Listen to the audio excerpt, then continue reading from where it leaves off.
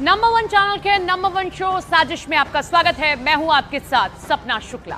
साजिश में आज बात इजराइल को लगे एक बहुत बड़े झटके की करते हैं। ईरान के एक बड़े हथियार ने इजराइल के युद्ध में एंट्री मार ली है। नेतन्याहू को इस हथियार के बारे में जब से पता चला है, उनकी नहीं पूरे इजरायली सेना की नींद उड़ गई है। अब डर है कि ईरान ने अगर युद्ध में एंट्री कर ली तो इजराइल खुद को कैसे बचाएगा।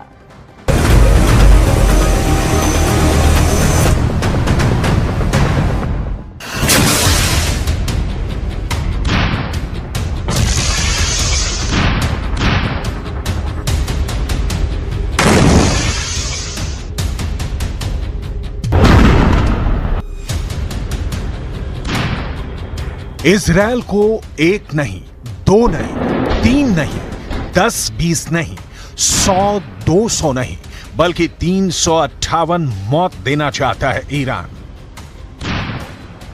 इजराइल के सामने इतने दुश्मन खड़े हो गए हैं कि उसे 358 मौत देना चाहते हैं। इजराइल ने गाजा पर जितने बम गिराए हैं उसका बदला 358 मौत से लेना चाहते हैं।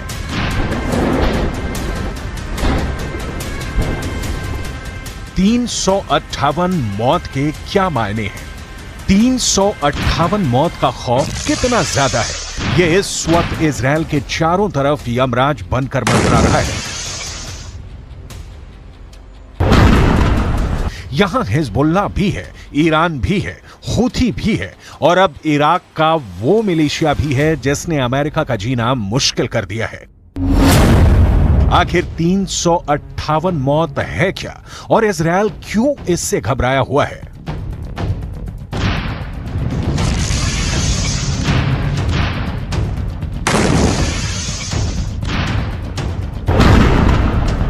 क्योंकि ये एक ऐसा हथियार है जो ईरान से निकलकर अब हिजबुल्लाह के पास पहुंच गया है।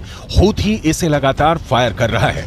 358 मौत की मिस्ट्री अब खुलकर सामने आ गई है।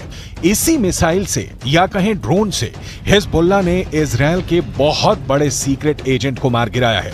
हिजबुल्लाह के महासचिव हसन नसरल्लाह ने कहा था कि वो इजराइल के खिलाफ उनका हर विकल्प तैयार है और इसी का हिस्सा है 358 मौत।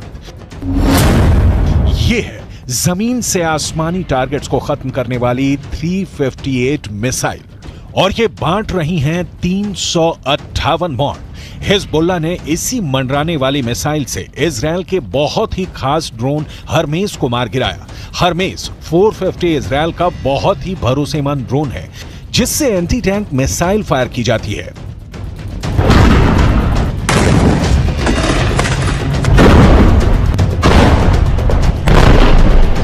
जब यह ड्रोन लेबनान के आसमान में पहुंचा तो हिजबुल्लाह ने उस पर 358 मौत बांटने वाली मिसाइल फायर की और देखिए क्या नतीजा निकला। यह ईरान का वो हरफन मौला हथियार है जिसे ड्रोन भी कहा जाता है। यह ईरान की मिसाइल भी है जो ईरान की ड्रोन टेक्नोलॉजी को मौत बरसाने वाली सबसे नई तकनीक साबित कर रही है। ईरान से निकली 358 मौत इजराइल के खुफिया मिशन को धुआं धुआं कर रही है। यह मिसाइल भी है और ड्रोन भी। यह कैसे अपने टारगेट को खत्म करती है, इसकी तकनीक की बहुत बारीक बातें समझ लीजिए। 358 नाम की यह मिसाइल एक ड्रोन की तरह काम करती है जो फायर करने के बाद आसमान में 8 नंबर के आकार की तरह गश्त लगाती रहती है और जैसे ही टारगेट इसकी जद में आता है यह उससे जाकर टकरा जाती है। 358 मिसाइल में आगे की तरफ लगा इंफ्रारेड सेंसर इसे टारगेट की भनक देता है और फिर यह अपने निशाने की तरफ बढ़ जाती है। यह एक ड्रोन से तेज रफ्तार से चलती है जबकि एक मिसाइल के मुकाबले में इसकी स्पीड कम होती है।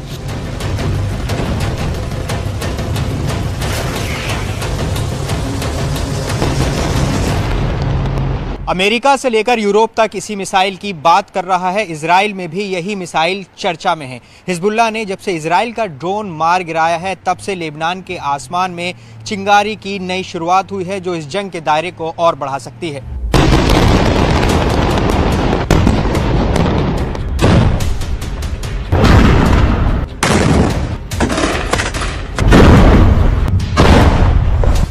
इस बीच ईरान से एक नई तस्वीर वायरल हो रही है। यह है ईरान के सुप्रीम लीडर अली खामनेई की। जो ईरान के गाजा नाम के ड्रोन को देखने पहुंचे। इस ड्रोन को ईरान का सबसे पावरफुल लीडर क्यों देख रहा है, इस वक्त पूरी दुनिया में इसके मतलब निकाले जा रहे हैं।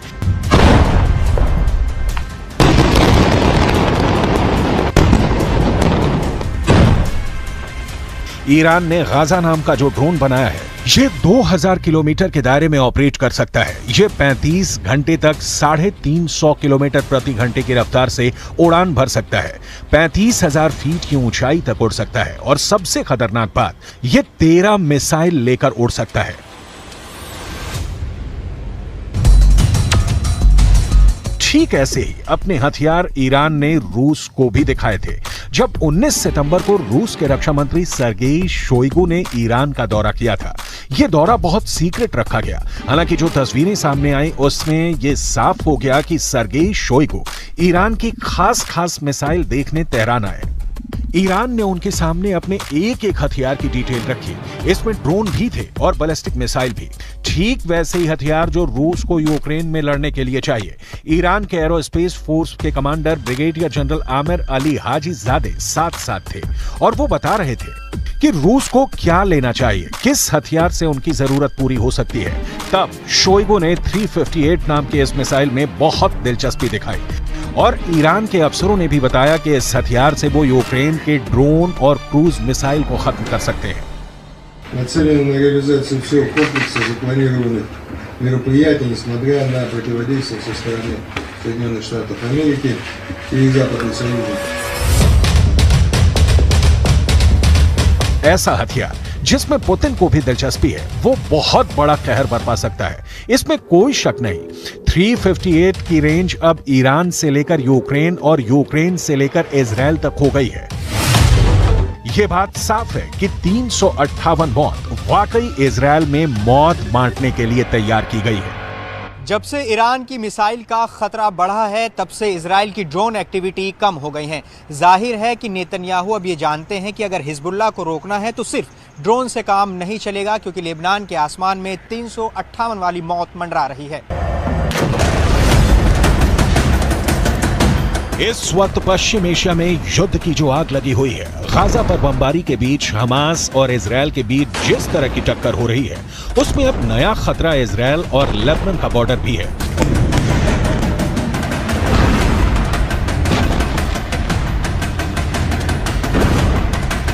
यहां भड़के शोले अब युद्ध की इस आग को 10 गुना भड़का सकते हैं और अब दुनिया में सिर्फ 4 लोग इसे कंट्रोल कर सकते हैं।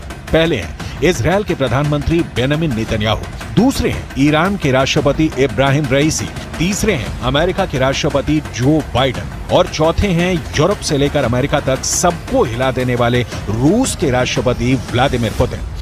אנחנו ננצח. אנחנו לא נעצור עד לניצחון. אני עומד בקשר רצוף עם נשיא ארצות הברית ג'ו ביידן.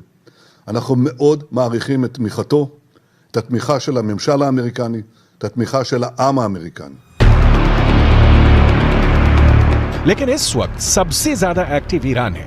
ईरान ने हिजबुल्लाह और यमन के हूथी विद्रोहियों तक इतने हथियार पहुंचा दिए हैं कि अगर इजराइल ने गाजा पर बमबारी नहीं रोकी तो हिजबुल्लाह और हूथी दोनों इजराइल पर बम बनकर फट सकते हैं। ये बात नेतन्याहू भी जानते हैं।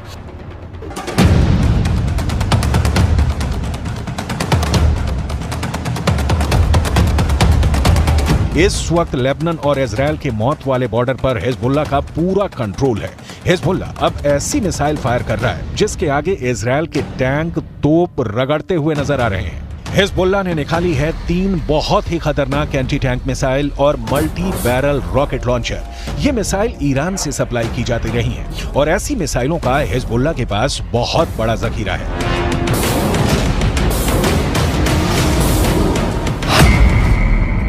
हिजबुल्लाह 3 तरह की एंटी टैंक गाइडेड मिसाइल इस्तेमाल कर रहा है। ये है कॉर्नेट, इसकी रेंज 5 किलोमीटर तक है। ये रूस की मिसाइल है, लेकिन अब ईरान इसका देसी वर्जन देहलाविया तैयार कर चुका है और ऐसी बहुत सी मिसाइल अब हिजबुल्लाह के पास है। दूसरी है BGM-71 tow anti tank guided missile, range है 3.5 किलोमीटर। ये अमेरिका में बनी मिसाइल है, लेकिन अब इसकी नकल ईरान तैयार कर रहा है और उसने हिजबुल्लाह को सप्लाई की है। तीसरी है 85 कॉन्कॉर्ड्स, रेंज 4 किलोमीटर। ये भी रूस ने बनाई है और अब ईरान में ये तोसान नाम से तैयार की जाती है। तीनों मिसाइल बहुत ही घातक हैं और जिस तरह से इन्होंने इजरायल के अड्डे उड़ाए हैं उससे ये बात साबित हो जाती है हिजबुल्लाह का दावा कि उसका हर हमला इजरायल को मुंहतोड़ जवाब है। شهدنا في الأيام القليلة الماضية موجة جديدة من التهديدات من نتنياهو، من جالنت، من جانيتس، من آخرين باتجاه لبنان، وسببه هو ارتفاع مستوى القلق باتجاه ما يجري في هذه الجبهة وارتقائها كما ونوعا وعمقا. طبعا نحن سنستمر في هذا الموقف، في هذا الأداء. कुल मिलाकर यह बात साफ है कि अब हिजबुल्लाह 358 मौत के साथ इजरायल पर हमला कर रहा है। दक्षिण लेबनान और उत्तरी इजरायल के बीच जो बॉर्डर है वहां तनाव बहुत ज्यादा है। कब कहां बम फटेगा, कहां धमाका होगा, ये या तो हिजबुल्लाह जानता है या फिर इजरायल की सेना।